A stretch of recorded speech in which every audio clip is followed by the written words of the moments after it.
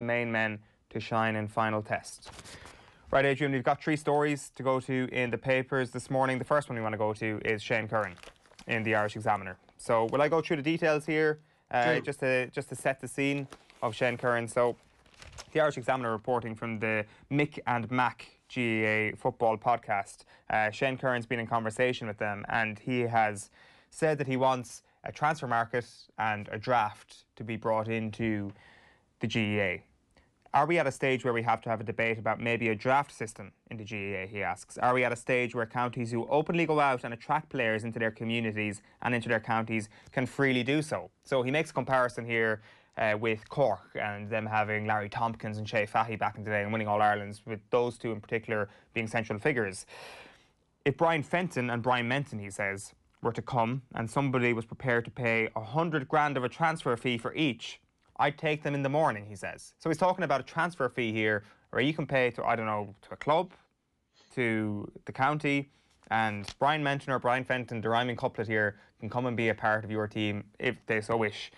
Brian Menton plays midfield for Meath and has got St. Bridget's connections. So this is why he's bringing up the Menton situation in particular. If counties like Roscommon want to win an All-Ireland in my lifetime, these are the type of things we've got to think about. I'd love a generation of people to see Roscommon win an All-Ireland or any other county that has got that ambition and shows that ambition, and I think it can be done. Now, he talks about winning the Club All-Ireland with St. Bridget's in 2013, how they had people from all over the country. Only 4 people who had a mammy or a daddy from the area on that team, he says, which I didn't actually realise. Think about that. And we're in a small pocket in South Roscommon, he says, so there was an awful lot of movement of those people to make that team.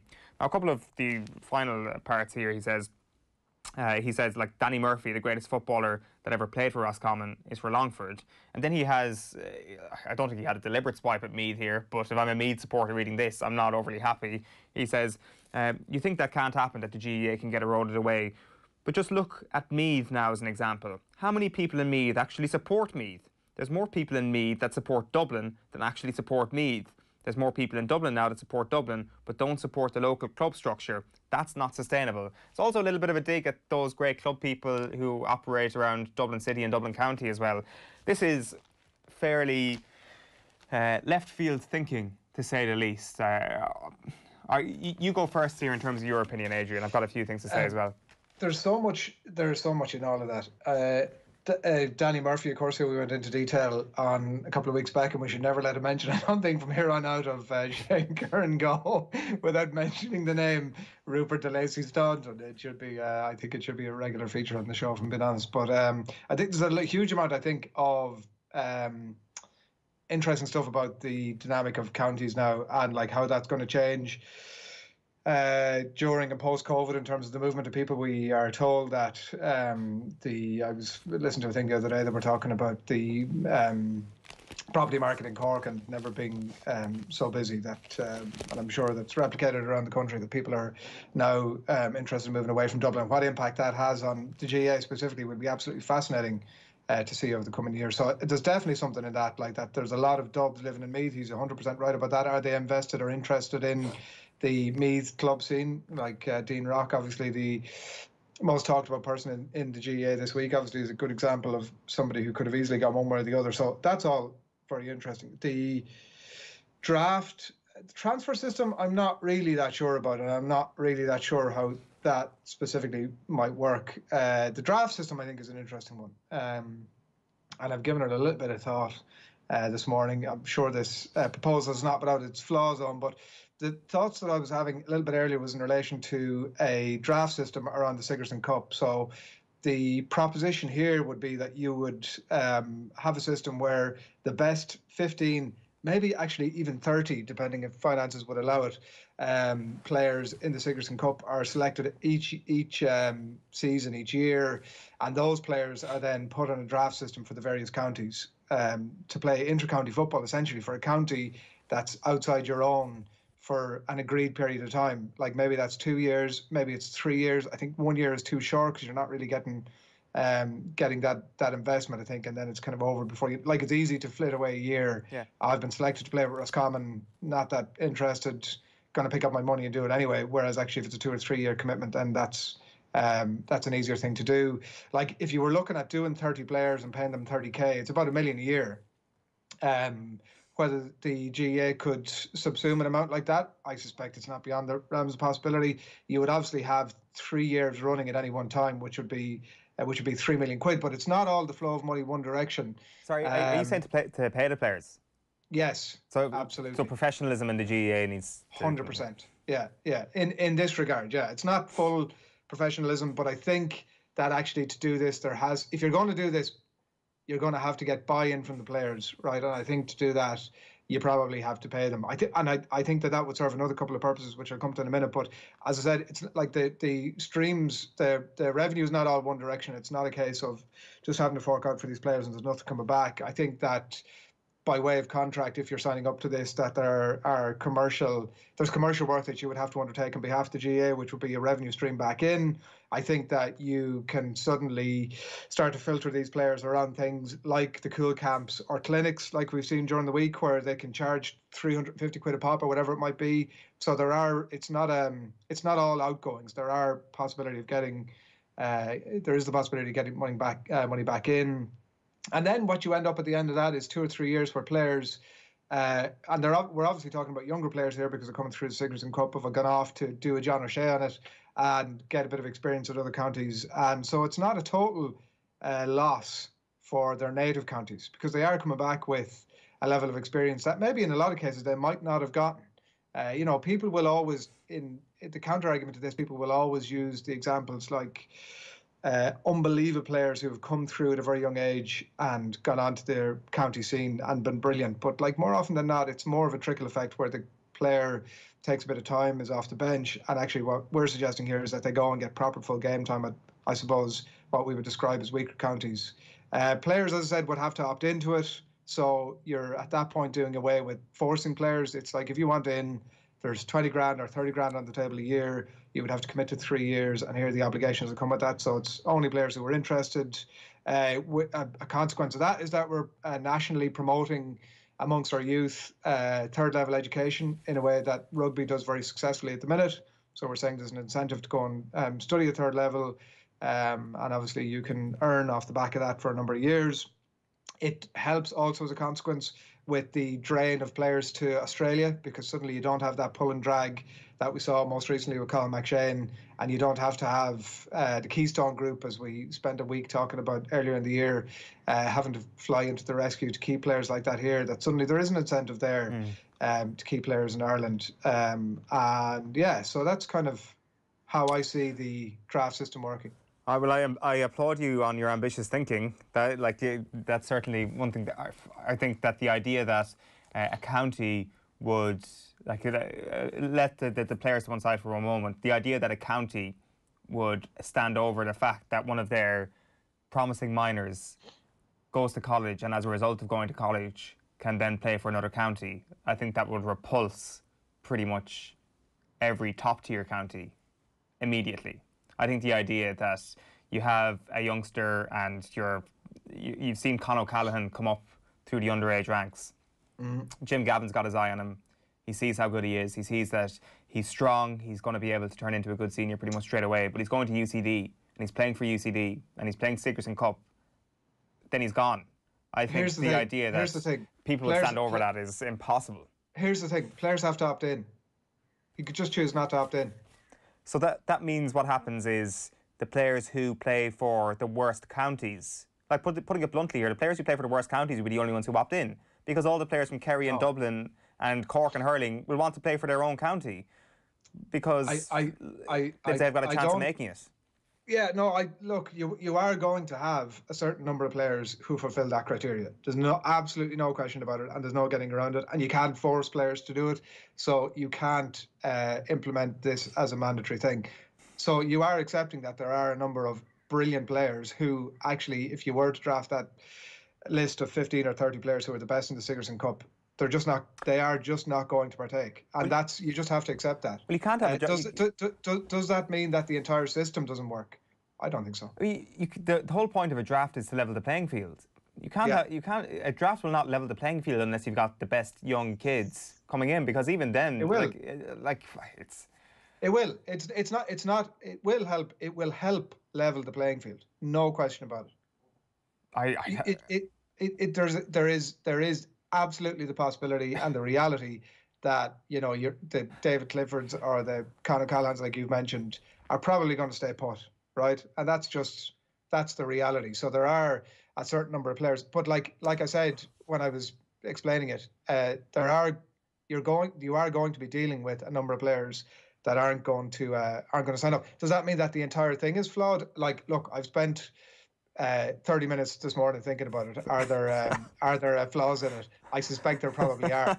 But does that, just because a tiny, tiny, tiny number of players at a small number of counties are going to opt out, does that mean that my well thought out draft system doesn't work? I refute that strongly. Oh, God, I'm sorry. I just cannot see this working in any shape or form. Like I like the idea of exploring how do Gaelic games in a fantasy land in 200 years, because it might take that long. How will that look in the professional era when that is actually the thing that occurs to the organisation? Is a draft the thing that will allow Gaelic games to turn professional, or will that be a prerequisite? I'm very interested in this conversation. Don't get me wrong. I just think that you are saying that this is potentially a mid-term solution. Like, this is something that Shane Curran is saying this morning. Like, just for the record, like, in terms of the quotes that are printed in the Irish Examiner, like, I must go back and listen to the full podcast. And apologies that Shane Curran has gone into great depth about his GAA draft idea here, but it's not really said in the quotes here in the paper this morning about what his real idea is for a draft. So I don't know what you've seen or like what you were comparing it to, but I genuinely think that your idea is mad. I think your idea is crazy. I just don't see how, if you are going to go to a draft system, that you're not going to have the best kids involved, that there's an opt-in system. And also, if you flip the table on this a little bit, what if you're a promising kid from Clare, a promising footballer from Clare? Say if you're playing with the Division 2 or below county, and you are the wunderkind of that county. Now, Clare would be, whatever, as I say, a Division 2 team. So they would be in the bottom half of the draft because they've made it to the last 12 of the All-Ireland. They've made it to round 4 of the qualifiers. Does that then mean that their promising kid goes first in the draft and then joins a Division 4 team, and that promising Clare footballer now plays for Waterford? What it means in the main is that you're going to have a lot. So there's been a lot of the conversation that you have around Dublin in terms of the underage structure is that there are so many players who just haven't got a hope of playing intercounty football, no matter what happens. Like, they could make up the second best 15 in the country of players that we'll never hear about. So is this a Dublin thing? They're just never going to get the opportunity. So what it does mean is that you're going to, as a result, you're going to get a lot of players who will probably never get, even after their exposure at intercounty level, get next or near their own county panel. So in the main, what it means is that the most populated county in the country, with a fifth of the population, is going to, yes, there will be other counties who will feed into this. Of course there will. Your own will be one of those, given the conveyor belt that exists on there. But in the main, what you're going to have is a bunch of players who are never going to see intercounty football one way or the other, but are absolute quality players getting out to play in other counties for a number of years. And who knows what happens after that. If they are a player who becomes affiliated, as we're discussing about Roscommon here, and they know that their possibilities of Dublin after that are going to be limited anyway, they may end up staying on. So in the main, it's going to be a lot of players from Dublin filtering out around the country, and some players from Kerry. And there are going to be some other consequences for that, but it's not all give. If you are Clare, it's not all give. And you're also, like, the thing is, you're talking about Clare there.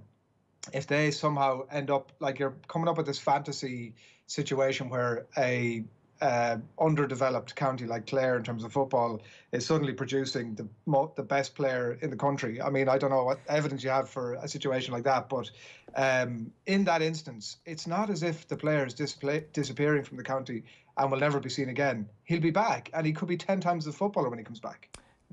The closest comparison I can think is probably in the Premier League, where someone like Tammy Abraham goes out on loan to Aston Villa and then comes back to Chelsea and improves the player, if you want to give you that. But if I give you that, I'm going to have to take away. There's a text in here from Dave, a dub in Cavan. Not sure who this is. I think I know what we're talking about here. Go on. Mad stuff from Adrian here. What happens if it's Leitrim losing a player to Dublin for 3 years? How do you ensure the players return to his county after 3 years? How does a county like Carlow find 30 grand for a 19-year-old? This is crazy talk. Imagine a minor star from Leitrim going to UCD and being poached by Dublin for 30 grand for 3 years and then demanding that guy return to play for Leitrim, having broken into the Dub senior team. Well, yeah, look, I think there are ways around that. First of all, it should be said that the funding of this does not come from the individual county. The funding of this has come centrally. That's why I was talking about the commercial. I actually think you could do this in a way that it washes his hands. Can you bring in 30 grand a year in to cover this person's the expense of this player? That's not an impossible task, I don't think. If you're talking about the elite of the country, I think you can put structures around that to easily get around that. And obviously, you would also weight this. So if you're Dublin, who going to win the All Ireland 15 years running, then sorry lads, you're 32nd pick here. So you're getting the worst of the best. Yeah. That's the way the draft would work. Just to wrap up, we don't have time for any other stories. I just want to make one point on what Shane Curran is suggesting here, by the way, this idea of a transfer market. That's the draft conversation covered, the transfer market. To talk about the idea of paying Dublin 100 grand for Brian Fenton is frankly ridiculous. First of all, Dublin can say, no, we won't accept that transfer fee. Second of all, where is that money then going? Where is that money going to go?